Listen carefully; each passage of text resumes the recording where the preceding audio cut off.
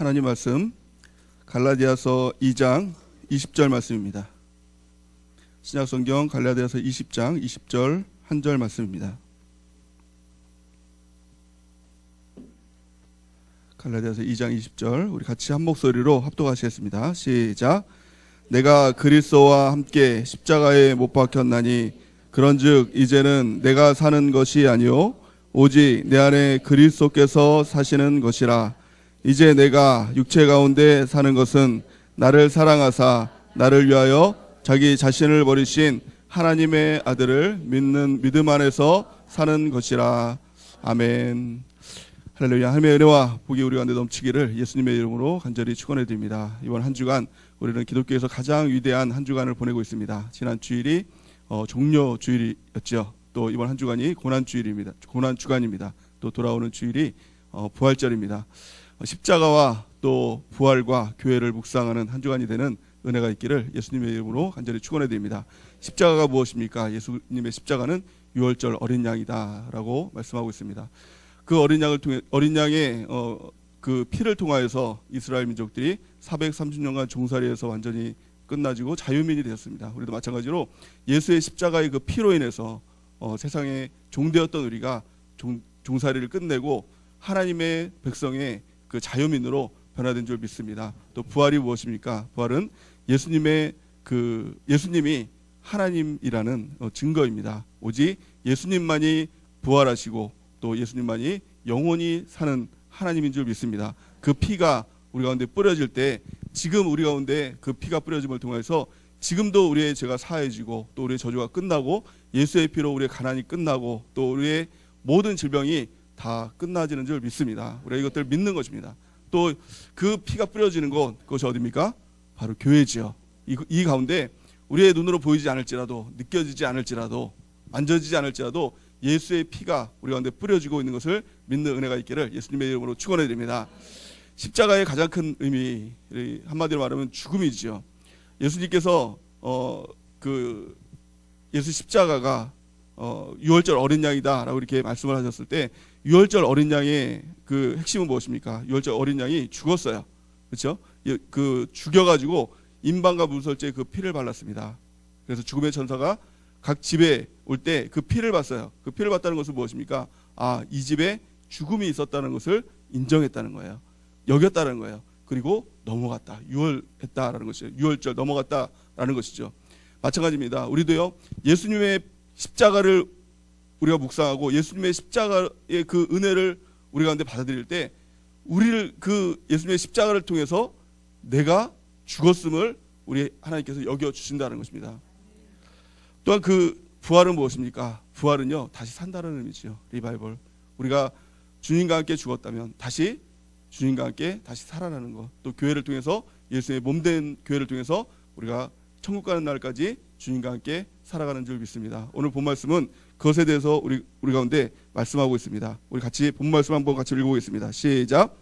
내가 그리스도와 함께 십자가에 못 박혔나니 그런즉 이제는 내가 사는 것이 아니요 오직 내 안에 그리스도께서 사시는 것이라. 이제 내가 육체 가운데 사는 것은 나를 사랑하사 나를 위하여 자기 자신을 버리신 하나님의 아들을 믿는 믿음 안에서 사는 것이라. 아멘. 예수 그리스도의 십자가가 예수님 혼자 죽은 십자가가 아니라 그를 통해서 나도 죽었다라는 거예요. 유월절의 그 피의 의미가 무엇입니까? 그 유월절 어린 양만 죽은 것이 아니라 그 죽음을 통해서 그 장자도 죽은 것으로 여겨졌다는 거예요. 또 이후에 보면은 속죄 제사라는 것이 있습니다. 그것을 보면은 어린 양을 잡아다가 죽여야 하나님과 교통이 되는 거예요. 내 죄가 있으면 하나님을 만날 수가 없어요. 이 죄가 있으면 반드시 그 죄의 값이 무엇이냐? 사망이라고 성경은 말씀하고 있거든요. 로마서 6장 23절 말씀 같이 한번 읽어보겠습니다. 시작. 죄의 삭은 사망이요 하나님의 은사는 그리스도 예수 주 안에 있는 영생이니라. 아멘. 죄의 삭은 사망이라고 이렇게 말씀하고 있어요. 죄가 있으면 반드시 죽어야 된다. 이게 하나님의 법이라는 거예요. 그래서 우리의 죄가 있으면 하나님께 나가지 못해요. 이스라엘 민족들도 마찬가지죠. 근데 하나님께서 한 가지 방법을 주셨어요. 죽음이라는 방법을 주셨다는 거예요. 우리가 죽음이라는 방법을 할 때 내가 죽어야 되지만 내가 죽으면 또 안 되잖아요. 그렇다고 해서 내 대신에 다른 사람이 또 죽으면 안 되잖아요. 그것도 살인 아닙니까? 그래서 하나님께서 가르쳐 주신 한 가지 방법이 뭐냐면은 너의 가장 소중한 무엇인가가 죽으면 된다라는 거예요. 그것이 무엇이냐면 그가 키우는 어린 양, 소였어요. 이스라엘 민족에 있어서 어린 양은요, 가족과도 같은 존재가 바로 이 어린 양과 같은 존재라는 거예요. 어린 양이 100마리가 있더라도 한 마리를 잃어버리면 그 이스라엘 민족들은요, 그걸 찾도록 찾는 거예요. 어린아이를 잃어버렸듯이. 예수님께서 비유로 말씀하시지 않습니까? 100마리의 어린 양 중에서 한 마리가 잃어버리면 너희가 찾도록 찾지 않느냐라고 이렇게 이야기하고 있지 않습니까? 가족과 같은 거예요. 그 어린 양이 가족과 같은 거예요. 그 소가 가족과 같이 키우는 거예요. 전 재산이자 가족인 거예요. 근데 그 죄가 속해지기 위해서 어린 양을 끌고 옵니다. 어린 양을 끌고 와요. 그래서 그 제사장에게 맡깁니다. 그럼 제사장은 그것을 잘 보관했다가 갈 때 주는 게 아니라 오면은 목을 잘라버려요. 그 귀한 자식과 같은 그 어린 양을 목을 잘라버려요. 껍질을 확 벗겨버려요. 그래서 내장을 다 끄집어내요. 팔다리를 다 잘라요. 토막을 내요. 불을 내서 확 태워버려요. 그걸 보면서 그 이스라엘 민족들은 어떤 것을 느꼈을까요? 나의 죄로 인해서 내가 죽는구나 라는 것을 느꼈을 거예요. 아마 지금으로 보면 강아지나 이렇게 애완동물을 키우시는 분들은 이해가 좀 빠르리라 그렇게 생각이 됩니다. 자식 같잖아요. 키우는 게. 안 키워본 사람들은 몰라요. 저 얼마 전에 우리 성도님 중에 한 분이 15년간 그 키웠던 강아지가 죽었다라는 얘기를 들었어요. 강아지 안 키워본 사람들은요, 이렇게 얘기해요. 야, 강아지 죽은 게 뭐? 이렇게 얘기해요. 근데요, 그런 사람들은요, 말을 하지 말아야 돼요. 강아지를 키워본 사람만 알아요. 가족이거든요. 뭐 자식 같거든요. 근데 15년간이나 키웠다 그러면 이건 정말 가족 이상이 될 수가 있어요. 차라리 이 같이 살던 이 가족이 죽었다면 천국 갔다는 것으로 또 위안이나 받잖아요. 근데 강아지는 또 천국 갔다는 위안도 없어요. 다시 만날 기약도 없어요. 그것은 끝이에요. 얼마나 그 마음에 그 슬픔이 있었겠습니까? 주일날 잠깐 성도님을 만나고 위로해줬는데 그 마음에 이렇게 허전한 그 마음들이 있더라고요. 오늘 예배 시간에 좀 성령님의 위로로 마음에 위안을 받는 은혜가 있었으면 좋겠습니다. 그런데요, 그 강아지가 아니라 그 어린 양을 데려다가 그 죽이는 거예요. 그 상징이 무엇입니까? 어린 양은 죽고 나의 죄는 사함받았다, 이게 아니라 어린 양과 내가 같이 죽었다라는 의미가 되는 거예요. 어린 양의 죽음을 통해서 나도 죽었다라는 의미예요. 십자가의 의미가 무엇입니까? 예수님은 죽고 나는 살았다, 이게 아니라 십자가를 통해서 예수님과 내가 같이 죽었다라는 의미가 된다라는 것입니다. 오늘 본 말씀에 보니까 죽는 것이 아닙니다. 신앙생활은 우리는 이렇게 착각을 해요. 내가 죽는 것이 신앙생활이다. 날마다 내가 나를 죽여야지, 자아를 내가 죽여가야지, 이것이 신앙생활이다 라고 이렇게 얘기합니다. 이것은 틀린 말이에요. 이미도 죽은 거예요. 신앙생활은 무엇입니까? 십자가와 함께 나는 죽었다는 거예요. 우리 같이 한번 따라해 볼까요? 십자가와 함께 나는 죽었습니다. 우리가 이것을 믿는 거예요. 십자가를 묵상한다는 것이 뭐예요? 십자가를 통해서 나는 죽었습니다. 이것을 고백하는 거예요.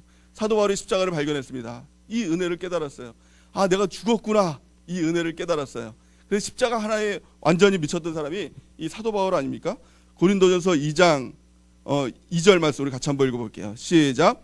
내가 너희 중에 예수 그리스도와 그가 십자가에 못 박히신 것 외에는 아무것도 알지 아니하기로 작정하였음이라. 아멘. 사도 바울은요, 이 십자가 외에는 내가 아무것도 알지 않겠다. 이 십자가 하나만을 붙들겠다라고 고백했던 이 사람이 바로 이 사도 바울이에요. 이 사도 바울이 어떤 삶을 살았느냐, 날마다 어떤 삶을 살았느냐. 고린도전서 15장 31절 말씀 같이 한번 읽어보겠습니다. 시작. 형제들아, 내가 그리스도 예수 우리 주 안에서 가진 바 너희에 대한 나의 자랑을 두고 단언하노니 나는 날마다 죽노라. 아멘. 이 사도 바울은요, 십자가를 묵상하며 날마다 그 십자가를 묵상하며 이렇게 고백하는 거예요. 나는 십자가로 죽었습니다. 이것을 고백하며 나갔다는 거예요. 날마다 죽었다는 것은 무엇입니까? 날마다 십자가를 묵상했다는 거예요. 저 여러분들이 십자가를 묵상하며 나가는 은혜가 있길 바랍니다. 그래서 나는 십자가로 죽었다. 나는 십자가로 죽었다. 이것을 묵상하는 거예요. 그래서 십자가는요, 죽는 것이 아니라 죽었다라는 것을 선포하고 믿음으로 선포하며 나가는 그런 것이 바로 십자가다라는 것입니다. 십자가로 죽었을 때 성경은 이렇게 말해요. 디모데후서 2장 11절 같이 한번 읽어보겠습니다. 시작. mit보다 이 말이여, 우리가 주와 함께 죽었으면 또한 함께 살 것이요 아멘. 우리가 십자가로 죽으면 또한 부활을 통해서 그리스도와 함께 사는 삶을 살게 된다는 것입니다. 그래서 십자가를 묵상하고 부활을 묵상하고 교회를 묵상한다는 건 이것을요 저는 한마디로 이렇게 말씀드리고 싶습니다. 나는 죽고 예수로 사는 삶이다라는 거예요. 나는 죽고 예수로 사는 삶이다. 우리 한번 따라해 보겠습니다. 나는 죽고 예수로 사는 삶. 이것이 우리 기독교에서 가장 중요한 삶이고요.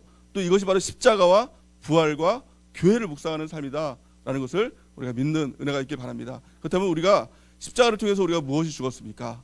우리 옛사람이 죽었습니다. 우리 옛사람이 무엇입니까? 그게 두 가지로 우리가 나눠 보자면 가장 첫 번째는요 자아예요. 옛사람의 우리의 모습은 어떻습니까? 자아죠. 다른 말로 하면 자기 의예요. 자기 의가 무엇입니까? 의가 무엇입니까? 옳을 의, 내가 옳다라는 거예요. 사람들은 다 내가 옳다라는 마음들을 가지고 있어요. 이게 자아거든요. 이게 옛사람이거든요. 근데 십자가와 함께 죽는다는 것은 무엇입니까? 내가 틀렸다라는 것을 인정하는 것이 십자가로 죽는 삶인 줄 믿습니다. 그래서 세상 사람들은 다 그래요. 너가 틀렸어 라고 하면 그 마음 가운데 불끈하는 게 있어요. 내가 아무리 진짜 틀린 사람이라 할지라도 너가 아니야 그거 틀렸어 라고 하면 그것에 대한 부정, 자기 변호 이런 것들이 항상 있거든요. 근데 십자가로 죽는 삶이 뭐예요? 내가 죽었습니다 라는 것을 인정하는 것입니다. 내가 틀립니다 이것을 인정하는 거예요. 내가 틀리고 말씀이 옳습니다 라고 고백하는 삶. 내가 틀리고 교회가 옳습니다 이것을 고백하는 삶. 내가 틀리고 목사님이 옳습니다 이것을 고백하는 삶이에요. 그래서 교회의 삶이 무엇입니까? 이것을 인정하는 거예요. 교회 훈련이 무엇입니까? 내가 틀렸습니다 이것을 인정하는 삶이 바로 우리 교회의 삶인 줄 믿습니다. 두 번째 옛사람이 무엇입니까? 바로 세상이다라고 성경은 말씀하고 있어요. 옛사람의 모습이 무엇입니까? 세상이라는 거예요. 성경은 이렇게 말씀하고 있어요. 갈라디아서 5장 24절 말씀을 같이 한번 읽어보겠습니다. 시작. 갈라디아서 5장 24절 말씀이요. 24절 시작. 갈라디아 5장 24절 제가 같이 한번 읽어보겠습니다. 시작.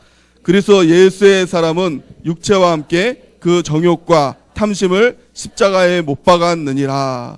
아멘. 오직 예수 그리스도의 사람은 육체와 함께 정욕과 탐심을 십자가에 못 박았다 이렇게 말씀하고 있어요. 갈라디아서 6장 14절 말씀 보니까 그러나 내게는 우리 주 예수 그리스도의 십자가 외에 결코 자랑할 것이 없나니 그리스도로 말미암아 세상이 나를 대하여 십자가에 못 박히고 내가 또한 세상을 대하여 그러하니라. 아멘. 예수의 사람이 어떤 사람입니까? 세상에 대해서 십자가에 못 박는 사람이에요. 또 나는요 세상이 나를 십자가에 못 박는 사람, 세상과 단절된 사람이 바로 예수 그리스도의 사람이다라는 거예요. 우리의 옛사람들, 나의 자아들, 또 나의 이 세상들 이것들을 다 십자가에 못 박고 우리가 새 사람으로 살아가는 은혜가 있기를 예수님의 이름으로 간절히 축원해 드립니다. 그렇다면요 내가 십자가로 죽었을 때 어떤 일들이 일어나느냐. 우리는 종종 이 죽는다는 것에 대해서 굉장히 힘들어해요. 내가 죽는다는 것 이것은 정말 가시밭길 인생이다. 또 내가 죽는다는 것 이건 정말 거의 모든 것을 다 포기한 사람처럼 거의 모든 것을 다 내려놓고 순례자에서 모든 것을 다 내려놓는 아주 그런 삶을 살아가는 것처럼 그렇게 살아가요. 근데 성경은 그렇게 말씀하고 있잖아요. 내가 죽을 때 하나님의 역사가 나타난다고 성경은 말씀하고 있어요. 내가 죽어야 역사가 나타나는 것입니다. 우리 따라해 보겠습니다. 내가 죽어야 하나님의 역사가 나타납니다. 십자가로 내가 죽었음을 선포할 때 이것이 정말 믿음으로 나타날 때 우리의 삶에 너무나 놀라운 일들이 나타나게 된다는 것입니다. 요한복음 12장 24절 말씀 우리 같이 한번 읽어보겠습니다. 시작. 요한복음 12장 24절 제가 읽겠습니다. 내가 진실로 진실로 너에게 이르노니 한 알의 밀이 땅에 떨어져 죽지 아니하면 한 알 그대로 있고 죽으면 많은 열매를 맺느니라. 아멘. 내가 죽을 때 많은 열매가 맺혀지게 된다는 거예요. 십자가로 이미 내가 죽었음을 믿을 때 우리의 삶 가운데 놀라운 열매들이 맺혀지게 될 줄 믿습니다. 이것이 믿어지지 않는다면, 이것이 정말 내 안에 그대로 있다면, 내가 죽었음을 인정하지 않는다면 그냥 그 하나를 그대로 있는 거예요. 내가 죽었음, 십자가로 믿었음을 고백할 때 내가 날마다 죽노라라고 고백했던 이 사도 바울의 고백과 같이 십자가를 묵상을 통하여서 내가 죽었음을 믿음으로 선포할 때 우리의 삶 가운데 열매가 맺혀지게 됩니다. 이 열매가 무엇일까요? 성경은 크게 두 가지로 말씀하고 있어요. 첫 번째는 성령의 열매에 대해서 말씀하고 있어요. 갈라디아서 5장 22절에서 23절 말씀 우리 같이 한번 읽어보겠습니다. 시작. 오직 성령의 열매는 사랑과 희락과 화평과 오래 참음과 자비와 양성과 충성과 온유와 절제니 이 같은 것을 금지할 법이 없느니라. 아멘. 내가 십자가에 죽었음을 선포하고 믿음으로 받아들일 때 우리의 삶 가운데 성령의 열매들이 맺혀져요. 내가 사랑해야지, 또 내가 화평해야지, 오래 참아야지, 또 충성해야지, 온유해야지, 절제해야지, 이것이 결단으로 되는 것이 아니라는 거예요. 내가 십자가로 죽어질 때, 죽었음을 고백하고 선포할 때, 믿음으로 받아들일 때 우리 안에서 이 성령의 열매들이 맺혀지게 될 줄 믿습니다. 두 번째는 전도의 열매죠. 전도도 마찬가지입니다. 내 노력으로 되는 것이 아니라 열매인 것입니다.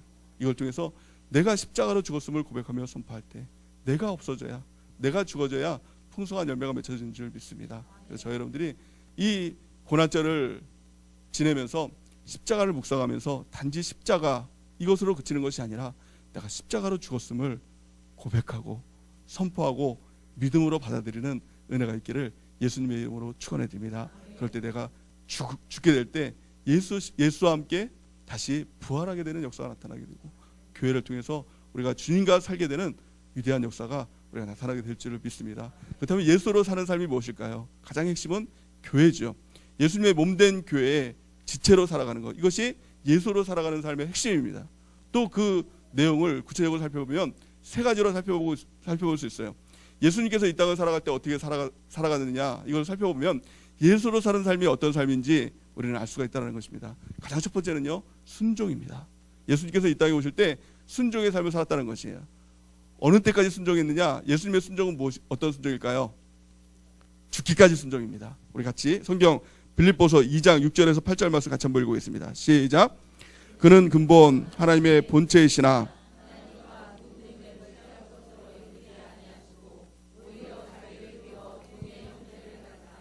사람들과 같이 되셨고 사람의 모양으로 나타나사 자기를 낮추시고 죽기까지 복종하셨으니 곧 십자가에 죽으심이라. 아멘. 예수님의 순종은 한마디로 죽기까지 순종이에요. 우리가 신앙생활하면서 종종 이렇게 이야기할 때가 있어요. 내가 어느 때까지 순종해야 됩니까? 이런 말 하잖아요. 그러면 이렇게 얘기해 주고 싶어요. 죽기까지 해야 됩니다. 죽기까지 해야 됩니다. 이거 바로 예수님의 순종이군요. 예수로 사는 삶이 무엇입니까? 순종하는 삶이에요. 어느 때까지? 죽기까지. 그 순종이 어떤 순종이었을까요? 본체 하나님과 동등됨, 하나님이셨어요. 근데 하나님이요, 피조물 안으로 들어온 거예요. 피조물로 다시 태어나신 거예요. 이게 얼마나 큰 일일까요? 이게 큰 일일까요? 바꿔 말하면 하나님과 우리 그 창조주와 피조물과의 우리 관계 아닙니까? 이 갭이 있잖아요. 그 갭이 있잖아요. 이 갭과 우리와 구더기와도 갭이 있잖아요. 근데 이 갭이 어느 갭이 더 클까요? 헷갈리십니까? 어느 갭이 더 클까요? 하나님과 우리 사이의 갭이 훨씬 더 크다는 거예요. 왜 그렇습니까? 하나님과 우리와의 갭은요, 창조주와 피조물과의 관계예요. 근데 우리와 구더기와의 관계는요, 되게 갭 큰 것 같죠? 근데 따지고 보면요, 똑같은 피조물이에요. 구더기가 우리 볼 때 너도 피조물이고 나도 피조물이다, 아마 그렇게 얘기할 수도 있다는 거예요. 그런데요, 그 창조주께서 피조물의 몸을 가지고 태어났다는 거예요. 그 이유가 무엇입니까? 순종이에요. 하나님 아버지께서 저들을 위해서 너가 사람의 몸으로 태어날 수 있겠느냐라고 할 때 아멘 하신 거예요. 만약에 우리 보고 구더기 몸으로 1시간만 있다 돌아오라 라고 하면 순종할 수 있을까요? 순종하기 되게 어려울 것 같아요. 우리 이런 말 듣기도 싫어하잖아요. 이 버러지 같은 놈아. 이런 말만 들어도 이게 자존심이 확 상하잖아요. 되게 오래 가요. 어떤 사람은 이거 가지고 막 트라우마 생겨가지고 평생 가는 사람도 있어요. 그렇잖아요. 근데 이 버러지 같은 놈이 아니라 버러지가 되는 거예요. 이 몸으로요. 이 1시간만 경험해도 끔찍하지 않겠습니까? 이 느낌으로 평생 살 수 있겠습니까? 근데 그렇게 예수님은요, 그렇게 하셨어요. 피조물의 몸으로 오셨어요. 아니, 사람의 몸으로 오셨으면 그래도 좀 왕으로는 살아도 뭐 될까 말까 부족할 거 아닙니까? 그런데요, 그렇게 살지 않으셨어요. 가난한 모습으로 사셨죠. 또 죽을 때는요, 그 모든 죄를 다 짊어지신 죄인으로 죽으셨어요. 그 죄 안에는요, 모든 죄가 다 포함되어 있어요. 저 여러분들이 오늘 아침에 지었던 죄요, 다 그 예수님이 다 짊어지셨어요. 살인죄 짊어지셨어요. 토막살인죄 그것까지 다 짊어지셨어요. 뭐 간음죄 예수님께서 다 짊어지셨어요. 그거 다 짊어지고 돌아가셨어요. 하나님께서 육신의 몸으로. 그 이유는 단 한 가지예요. 뭐라고요? 순종이에요. 순종. 그 예수님의 순종을 안다면, 예수님께서 십자가에 달려 돌아가시면서 순종하신 그 순종을 안다면 우리가 순종하지 못할 게 있을까요? 뭐가 있을까요? 도대체 뭐가 있을까요? 한번 좀 얘기 좀 해보세요. 순종하지 못했던 분들 한번 얘기 좀 해보세요. 없어요. 그 예수님의 순종을 안다면, 그 예수님으로 살아간다면 순종하지 못할 게 없어요. 우리는 어느 때까지 순종합니까? 어느 명령 앞까지 순종할 수 있습니까? 순종의 범위가 어느 때까지입니까? 그 순종의 범위가요, 하나님과 우리와의 관계예요. 저 여러분들이 죽기까지 순종하는 은혜가 있기를 예수님의 이름으로 간절히 축원해 드립니다. 예수로 살아가는 삶이 되기를 예수님의 이름으로 축원해 드립니다. 두 번째, 예수로 살아가는 삶이 무엇일까요? 바로 사랑입니다. 사랑. 예수님의 사랑은 어떤 사랑일까요? 끝까지 사랑, 죽기까지 사랑입니까? 다 끝까지 죽기까지 사랑이에요? 아니에요. 끝까지 사랑하셨다고 성경은 말씀하고 있어요. 요한복음 13장 1절 말씀을 같이 한번 읽어보겠습니다. 시작. 유월절 전에 예수께서 자기가 세상을 떠나 아버지께로 돌아가실 때가 이른 줄 아시고 세상에 있는 자기 사람들을 사랑하시되 끝까지 사랑하시느니라. 아멘. 예수님의 사랑은요, 끝까지 사랑이에요. 저 여러분들이 예수로 살아가는 삶이 무엇입니까? 이것은 사랑하는 삶인데요, 끝까지 사랑하는 삶이에요. 누구를 사랑하느냐? 자기를 팔자가 누구인지를 알았어요. 얼마나 믿겠습니까? 얼마나 배신감 있겠어요? 예수님께서 사랑하셔서 부르신 제자인데요, 너무나 사랑하는 사람이었어요. 너무나 귀한 사람이었어요. 제자였어요. 정말 그를 위해서 무엇이든지 줄 수 있는 제자였어요. 근데 그가 나를 팔 줄 알았어요. 배신감이 있었겠죠. 근데 그럼에도 불구하고 그 밤에 그의 제자의 발을 씻어주는 거예요. 발을 씻어주는 거예요. 사랑하셔서. 그냥 억지로 씻어주는 게 아니라 사랑하셔서 씻어주는 거예요. 예수님의 사랑은요, 끝까지 사랑이에요. 저 여러분들이 그 예수님의 사랑을 본받아서 끝까지 살아가는 은혜가 있기를 예수님의 이름으로 간절히 축원해 드립니다. 그 예수님께서 우리에게 사랑에 대해서 말씀하십니다. 이 시대에 새 계명을 우리에게 주겠다라고 말씀하고 있어요. 요한복음 13장 34절 35절 말씀을 같이 한번 읽어보겠습니다. 시작. 새 계명을 너희에게 주노니 서로 사랑하라. 내가 너희를 사랑한 것 같이 너희도 서로 사랑하라. 너희가 서로 사랑하면 이로써 모든 사람이 너희가 내 제자인 줄 알리라. 아멘. 우리 예수님이 끝까지 사랑하셨던 것처럼 저 여러분들이 끝까지 사랑하는 은혜가 있기를 예수님의 이름으로 축원해 드립니다. 예수님께서 주신 마지막 계명, 이것이 사랑이에요. 또 이 사랑하는 삶을 살 수 있도록 우리 예수님께서 그 피를 쏟으셔서 교회를 주셨어요. 그리고 이 몸된 지체 안에서 그 사랑을 하라라고 말씀하신 것입니다. 저 여러분들이 이 몸된 지체 안에서 교회 생활하면서 신앙생활하면서 예수님의 사랑을 본받아 사랑하는 은혜가 있길 바랍니다. 마지막 이 세 번째, 예수로 산다는 것이 무엇일까요? 예수님처럼 산다는 것이 무엇일까요? 그것이 바로 전도의 삶입니다. 예수님께서 이 땅에 오신 이유와 목적에 대해서 말씀하고 있어요. 마가복음 1장 38절 말씀을 같이 한번 읽어보겠습니다. 시작. 이르시되 우리가 다른 가까운 마을들로 가자.